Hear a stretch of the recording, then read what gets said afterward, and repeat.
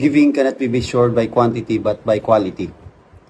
In Luke chapter 21, verse 1 to 4, it says, Jesus saw some wealthy people putting their offerings into the treasury, and he noticed a poor widow putting into small coins.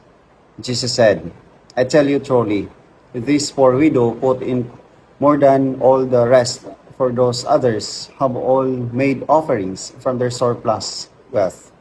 But she from her poverty has offered her whole livelihood. Recently, some PNP personnel did just waste their job by involving illegal activities, and yet thousands of individuals trying their best just to be part of the organization. Did you appreciate the blessings you have now, most especially in serving the organization? Did we really offer our lives for the service of others, or are we using others for our benefits? Let us pray. In the name of the Father, the Son, the Holy Spirit. Amen. Heavenly Father, we come before you thanking for the blessings that we have, most especially the opportunity to serve the people through the PNP organization.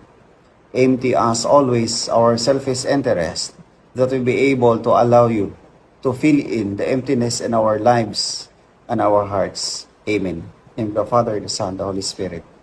Amen.